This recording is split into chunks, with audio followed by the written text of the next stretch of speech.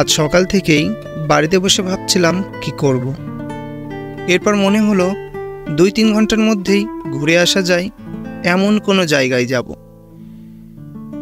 পরে হুট করে মনে হলো চলো যাই কালনার ঘাটে। কালনার গঙ্গার পাড়টা ঘুরে বেড়ালে কেমন হয়।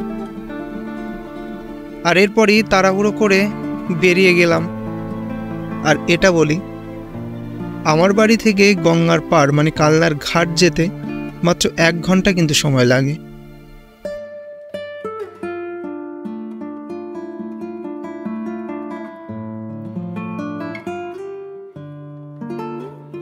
হ্যালো বন্ধুরা, welcome to my channel Yadav blogs. চলে এলাম নতুন একটা ভিডিও নিয়ে। আর আজকে আছি আমি কালনাতে।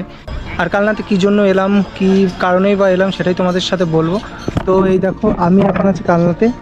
আর এইটা হচ্ছে মানে যে বিগ্রহটা তোমরা দেখতে পাচ্ছ, এটা হচ্ছে শ্রী চৈতন্যদেবের বিগ্রহ। আর এই কালনাঘাটের ঠিক এখানে কিন্তু এই চৈতন্যদেবের বিগ্রহটা আছে। আর এরপরেই কিন্তু বাস স্টপ। আর এই বাস স্টপ থেকে তোমরা বিভিন্ন জায়গায় যেতে পারবে। মানে কালনা থেকে তোমরা কৃষ্ণনগর, শান্তিপুর, তাছাড়া তোমরা রানাঘাট সহ বিভিন্ন জায়গায় যেতে পারবে। কিন্তু আর যে তোমরা ব্রিজটা তোমরা দেখতে পাচ্ছ না, ওইটা হচ্ছে বলা যায় ওয়ান সাইড অফ সাবওয়ে, যেটাতে ফেরিতে মানে যেটাতে করে আর কি ফেরিতে উঠতে হতো। তো এটা বর্তমানে এখন বন্ধ আছে। আর এই সাইডটাতে কিন্তু এখন এই যে লঞ্চগুলো চলাচল করছে, কেননা গঙ্গার জল কিন্তু অনেকটা কমে গেছে, যার কারণে কিন্তু ওই জায়গার থেকে এই জায়গাটা শিফট করেছে। তো আর এই জায়গাটা কিন্তু পুরো বিস্তৃত একটা মানে এরিয়া, যেটা কিন্তু দেখতে কিন্তু বেশ সুন্দর লাগে।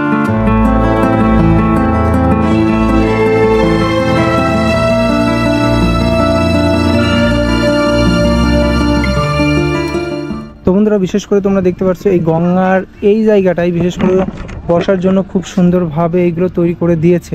সম্ভবত এখানকার কর্তৃপক্ষ যারা হয়তো বা নিয়োজিত আছে এই সব কাজে, তারাই।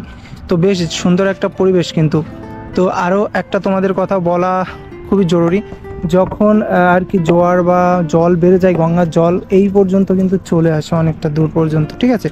তো তখন কিন্তু এখানে বসে যে ভিউটা পাওয়া যায় সেটা কিন্তু অসাধারণ। আর এই ভিউটা কিন্তু এই গঙ্গার তীর বা এই গঙ্গার ধার ছাড়া আর কিন্তু কোথাও তোমরা দেখতে পাইবে না, ঠিক আছে।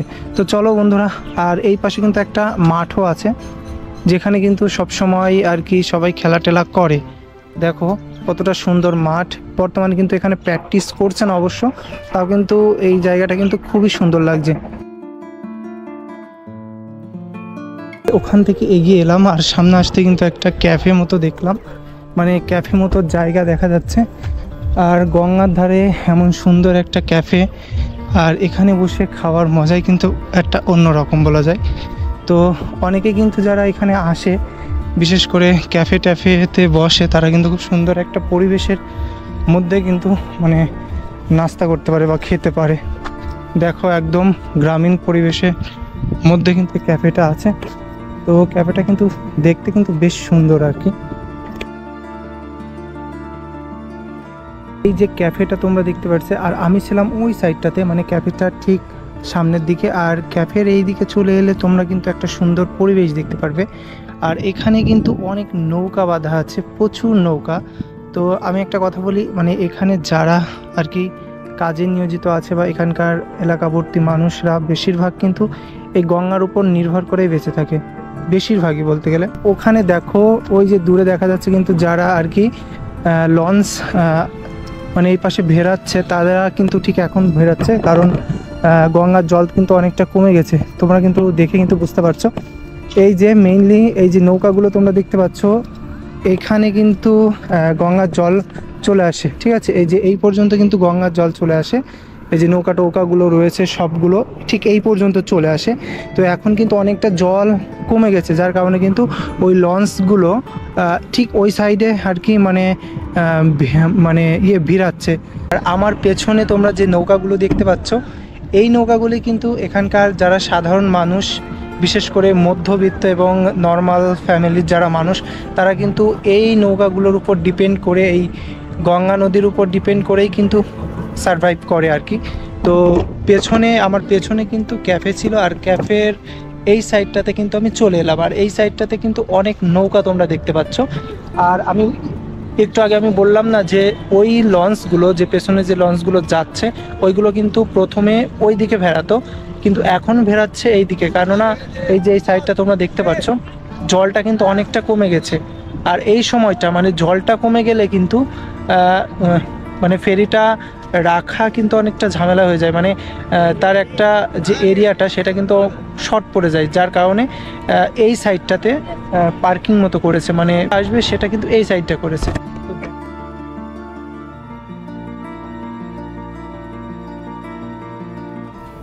নদী এলাকাবর্তী প্রত্যেকটা মানুষের বাহন হিসেবে কিন্তু কাজ করে এক একটা নৌকা।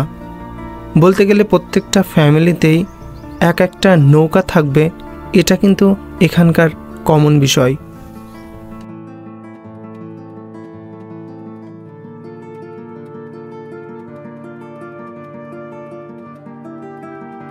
দেখতে পারলে পরিবেশটা কত সুন্দর, মানে এখানে কিন্তু অনেকে আবার স্নান করছে, মানে গঙ্গায় স্নান করে, যাদের আর কি নিকটবর্তী মানে নিকটে কাছে যাদের বাড়ি তারাই কিন্তু এখানে স্নান করে।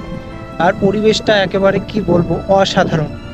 তো এখন বাজে 4:30 আর আমার কিন্তু 5টায় বাস, তো এখানে আমি অনেকটা লেটেই ঢুকেছি, আর এই জন্য আমাকে কিন্তু তাড়াতাড়ি এখান থেকে বেরিয়ে পড়তে হবে।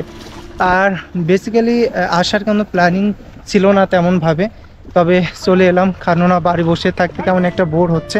আর তোমাদের এই পরিবেশটা অবশ্যই দেখানো জরুরি, কারণ আমাদের আশেপাশে কিন্তু এত সুন্দর পরিবেশ আছে, আর এত কাছে আছে বলেই কিন্তু আমরা আসতে পেরেছি।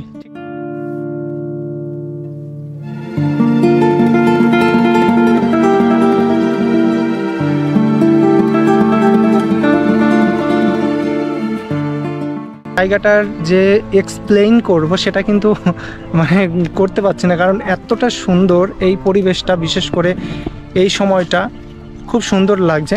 সূর্য কিন্তু ওইদিকে অস্ত চলে গেছে, অলরেডি দেখা যাচ্ছে।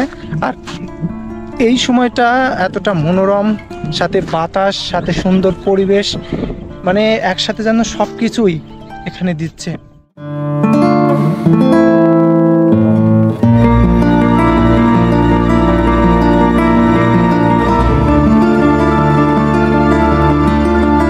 ছোটবেলায় পড়া সেই রবীন্দ্রনাথ ঠাকুরের কবিতা আমাদের গ্রামের কথা যেন আবার মনে করিয়ে দিল। পার হয়ে যায় গরু, পার হয় গাড়ি, দুই ধার উঁচু তার, ঢালু তার পারি। এ যেন স্বয়ং আমি চোখেই দেখছি সেটা। মানুষ নামতে পারছে না, আচ্ছা, ওই জন্য বোর্ডে লাগিয়ে দিয়েছি, জলটা বেশি। হ্যাঁ হ্যাঁ। তো বন্ধুরা দেখো এই জায়গাটা, মানে নৌকাগুলো দেখো খুব সুন্দর কিন্তু নৌকাগুলো। আর এখন কিন্তু জোয়ার চলছে, এই যে কাকার কাছ থেকে শুনলাম। তো এই পর্যন্ত আর কি জলটা ওঠে। দেখো কতটা সুন্দর পরিবেশ আর কি। আর এই পরিবেশে কিন্তু ছবি টবি না উঠলে সেটা কিন্তু একটা অন্যরকম বিষয় হবে। তো দেখি আমি নৌকার উপরে উঠবো এখন, জানি না কিছু বলবে কিনা। উঠে গেছি। তো এখানে কিন্তু কেউ নেই, নৌকার পরে উঠেছি বা কেউ কিছু বলবে না। এখান থেকে গঙ্গাটা পুরো অসাধারণ একটা ভিউ, মানে অসাধারণ জাস্ট।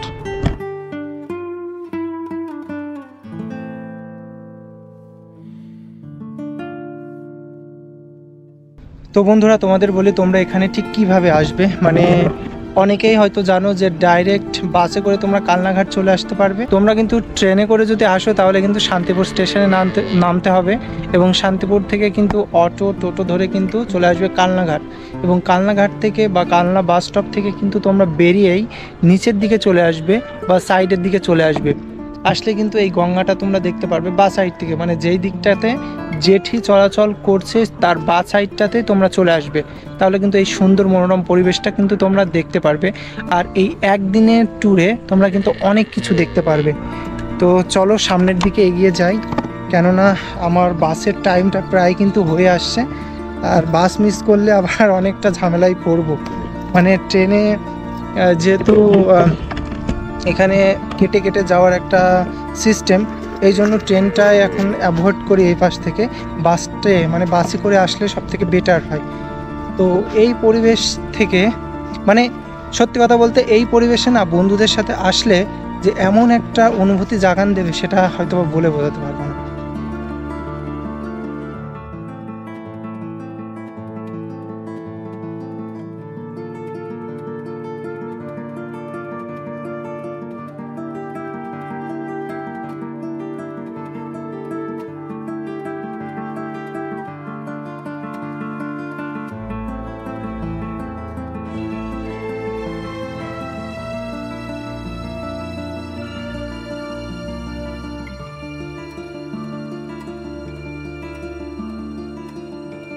তো বন্ধুরা, আজকের ভিডিওটা এই পর্যন্তই। নতুন কোনো ভিডিও নিয়ে নতুন কোনো জায়গায় দেখা হচ্ছে।